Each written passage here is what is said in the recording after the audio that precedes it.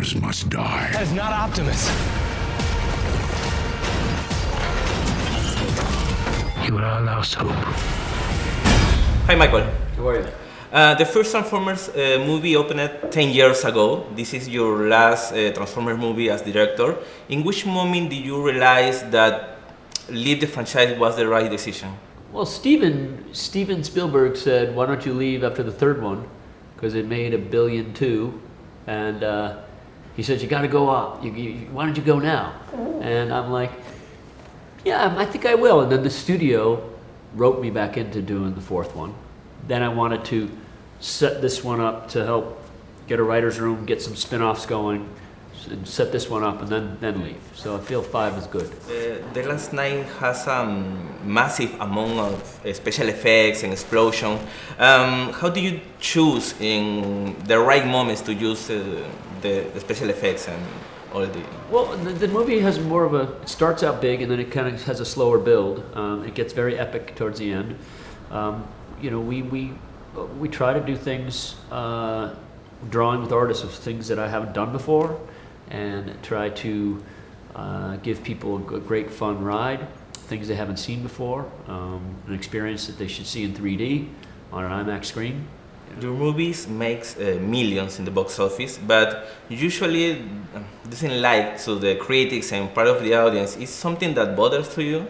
No, because when the last movie you had 110 million people go see it at the box office, the one before that another 110 million people see it.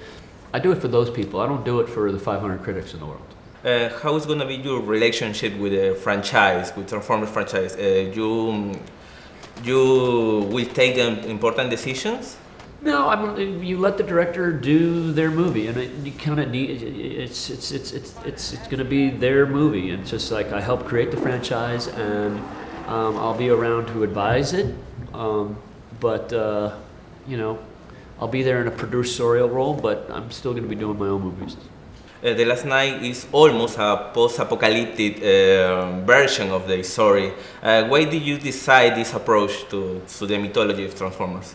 Well, because it's got to go somewhere epic in scale, and Steven and I liked the idea of the Arthurian legend and this thing that was coming from the past that's coming to meet Earth, and it's where we gravitated to.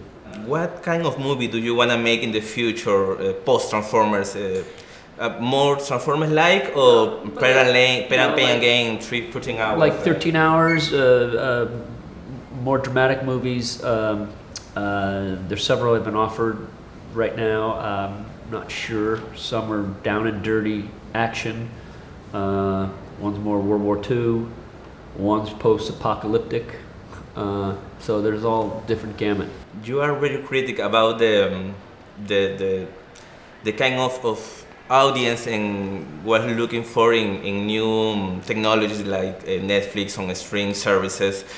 What is your position between that controversy between that streaming services and the movies? Is it gonna live together? Well, listen, you have TV now that's competing with the middle-end movies, you know, the $50 million, $40 million movies.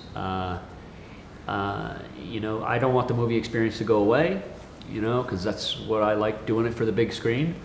But there is a position to do a smaller Netflix movie. You know, like I was saying to the guy before, you wouldn't waste it on huge effects for that type of movie, you know what I'm saying, where you can see it on a little teeny screen. You can't appreciate it.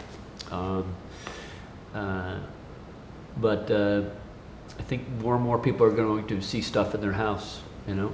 So I'm not exactly sure where the world's going.